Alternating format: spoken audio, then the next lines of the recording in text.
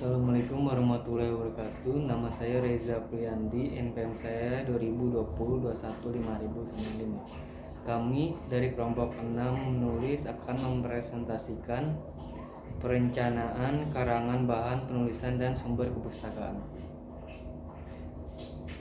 Pengertian perencanaan karangan. Perencanaan karangan yaitu semua tahap persiapan penulisan, di mana kegiatan menulis bukanlah suatu kegiatan yang kebetulan, melainkan memang telah direncanakan. Dengan begitu, penulis benar-benar siap mengungkapkan gagasannya melalui tulisan. Secara teoritis, perencanaan karangan terdiri atas 3 tahapan, yaitu pra-penulisan, penulisan, dan pasca penulisan. Pada tahap pra-penulisan, seorang penulis dituntut untuk mempersiapkan bahan-bahan yang akan dijadikan tulisan. Persiapan ini meliputi penentuan tema, topik, atau judul, tujuan penulisan, masalah yang akan dibahas, teknik pengumpulan bahan atau teknik penelitian, penentuan buku rujukan, penyusunan kerangka karangan, dan sebagainya. Pada tahap penulisan, penulis dituntut untuk mengembangkan kerangka yang sudah dibuat tadi dengan kalimat, ungkapan, frase, kata-kata.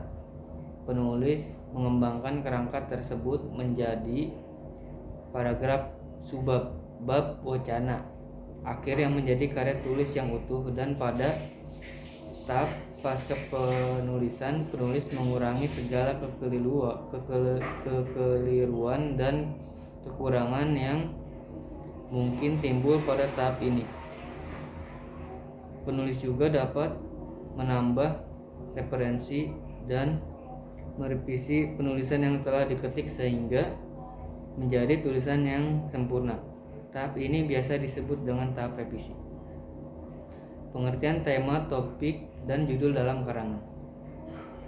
Secara etimologis, kata tema berasal dari bahasa Yunani, yaitu tihenai, yang berarti sesuatu yang telah ditempatkan atau sesuatu yang telah diuraikan.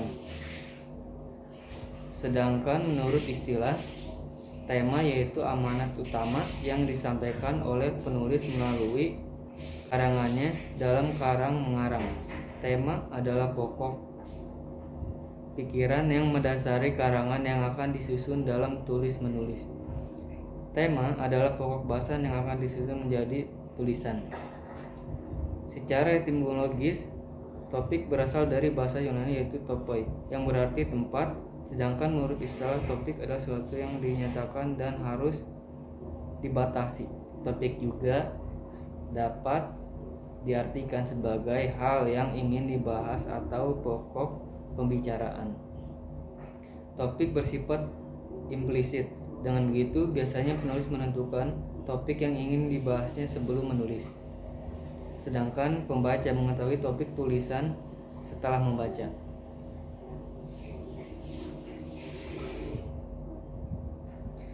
Menurut Sabarti Akadia 1994, ada 5 hal yang perlu diperhatikan dalam memilih topik diantaranya. Yang pertama, ada manfaatnya dalam perkembangan ilmu dan profesi. Yang kedua, cukup menarik untuk dibahas. Yang ketiga, dikenal dengan baik. Yang keempat, bahannya mudah diperoleh. Yang kelima, tidak terlalu luas dan tidak terlalu sempit. Menurut Kerap 1979, ada beberapa langkah untuk merumuskan pembahasan topik, yaitu sebagai berikut. Yang pertama, tetapkanlah topik yang ingin dibahas dalam suatu kedudukan sentral. Yang kedua, perinci topik yang ada dalam kedudukan sentral tersebut. Yang ketiga, pilih salah satu dari perincian tersebut yang akan dipilih sebagai topik tulisan.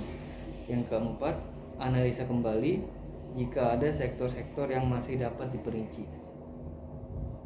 Sedangkan judul adalah nama, merek, atau label karangan.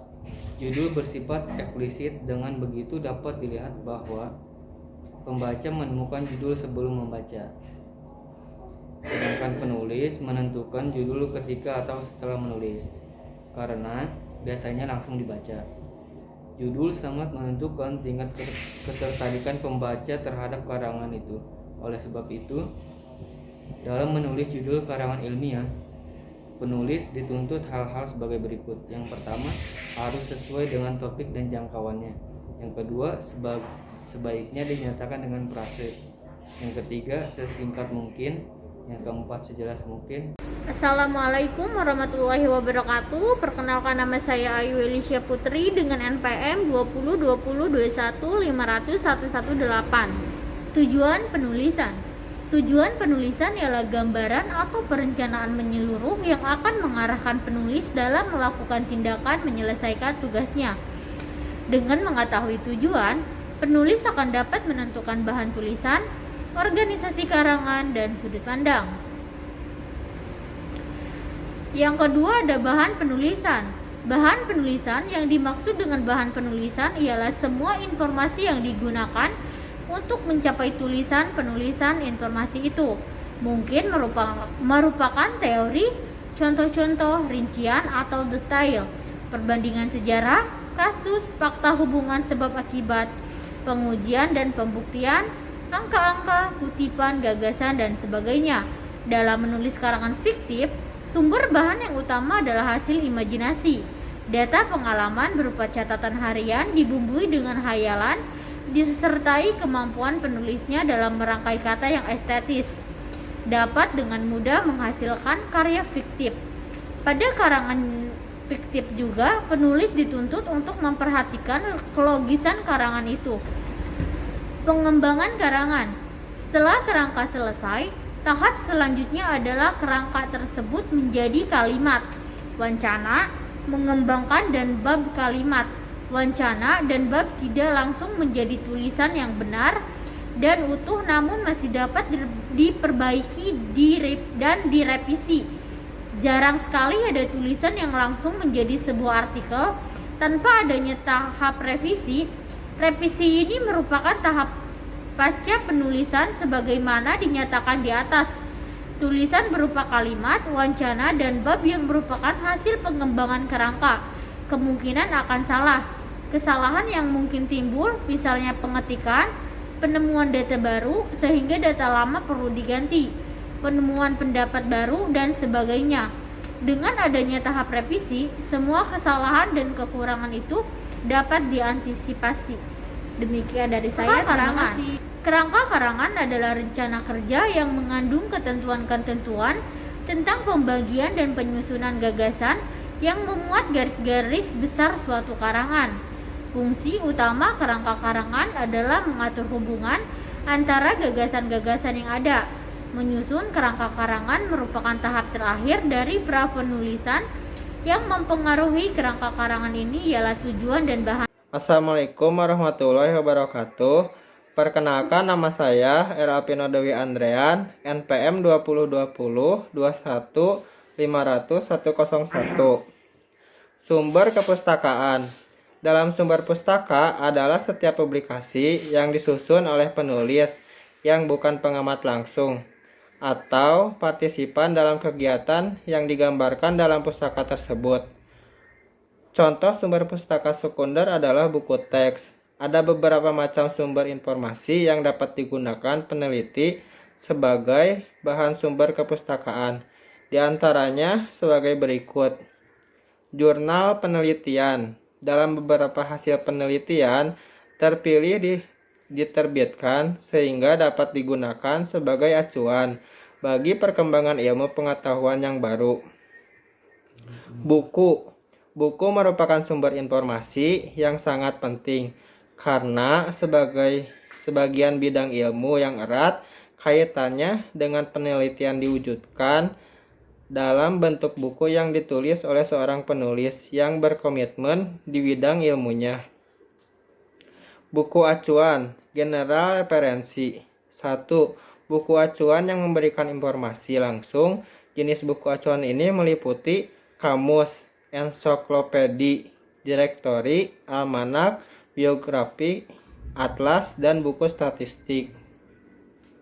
Jenis acuan ini diperlukan, misalnya untuk mengetahui arti suatu kata dengan melihat kamus.